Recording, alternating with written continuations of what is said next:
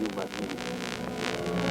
I will this night, in several hands, in at his windows throw, as if they came from several citizens, writings, all tending to the great opinion that Rome holds of his name, wherein obscurely Caesar's ambition shall be glanced at. This let Caesar seat him sure.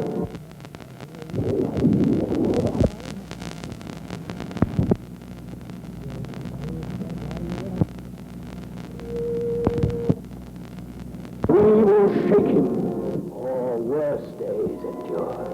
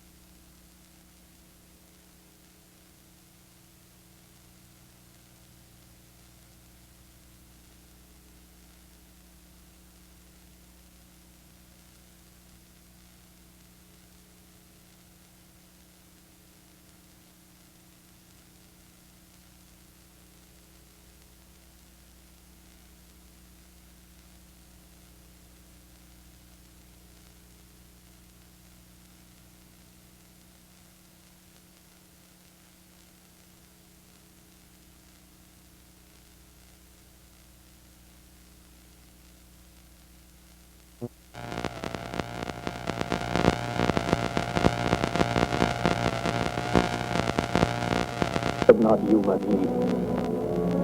I will this night, in several hands, in at his windows throw, as if they came from several citizens, writings, all tending to the great opinion that Rome holds of his name, wherein obscurely Caesar's ambition shall be glanced at. This let Caesar seat him sure.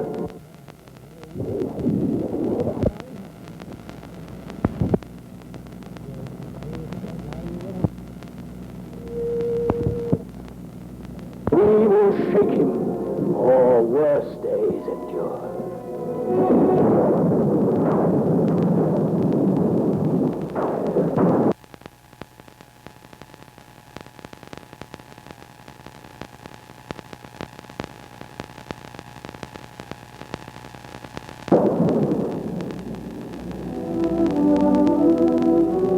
The conspirators meet at dawn in the house of Brutus. Must be by his death. And for my part, I know no personal cause to spurn at him, but for the general. He would be crowned. How that might change his nature, there's the question. For it is the bright day that brings forth the adder and that craves weary walking. Crown him. That? And then I grant we put a sting in him that at his will he may do danger with. The abuse in this is when it disjoins remorse from power. And to speak truth of Caesar, I have not known when his affection is swayed more than his reason, but 'tis a common proof that lowliness is young ambition's ladder, whereto the climber upward turns his face, but when he once attains the utmost round, he then unto the ladder turns his back. And therefore think him as a serpent's egg, which hatched would of his kind grow mischievous, and kill him in the shell.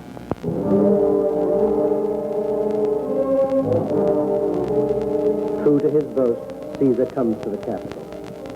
One by one, the conspirators move into place around him.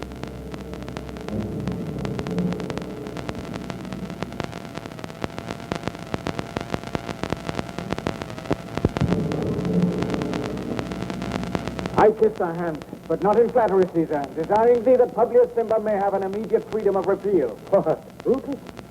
Pardon, Caesar. Caesar, pardon. As low as to thy foot does Cassius fall, to beg entrenchment for Publius Cimber. For Constant Cimber should be banished, and Constant to remain to keep him so. Oh, Caesar! Hence wilt thou lift up Olympus? Great Caesar! Doth not Brutus bootless kneel?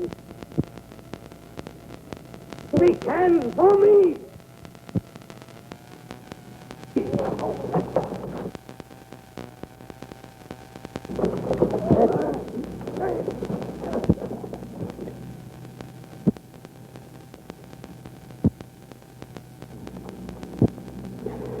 It too brutally. Then fall, Caesar. From the bleeding body of Caesar, the conspirators gather. How many ages hence will this our lofty theme be acted o'er? In states unborn and accents yet unknown. How many times shall Caesar bleed in sport? But now on Pompey's basis lies alone no worthier than the dead.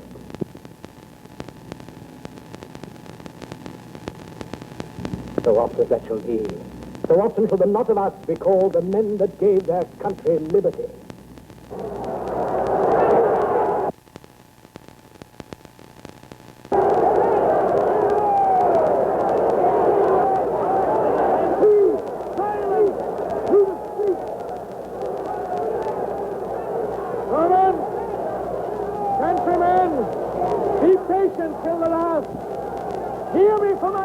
And be silent that you may hear.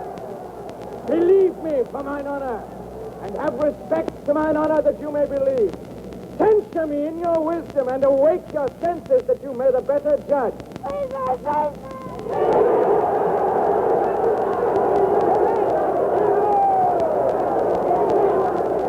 If there be any in this assembly, any dear friend of Caesar's, to him I say that Brutus' love to Caesar was no less than his. If then that friend demand why Brutus rose against Caesar, this is my answer.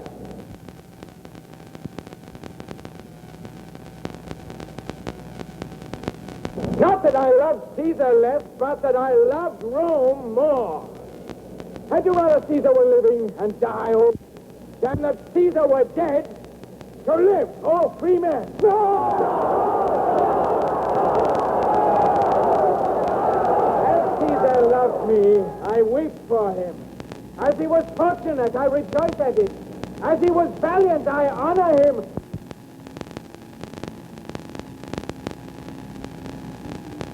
But as he was ambitious, I slew him.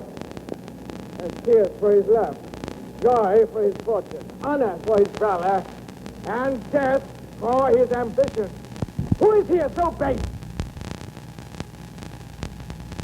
I depart, that as I slew Caesar for the good of Rome, I have the same dagger for myself when it shall please my country to need my death.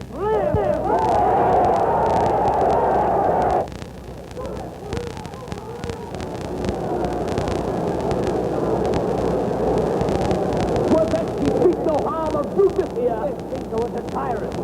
Get the Romans.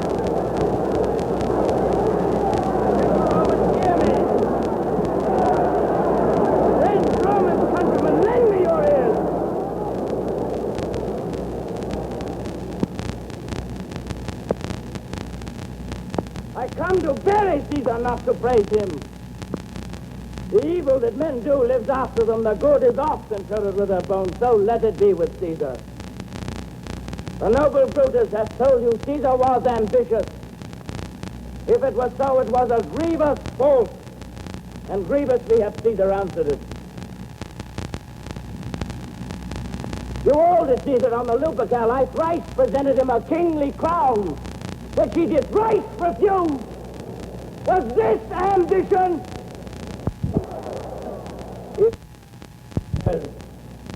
Prepare to shed them now.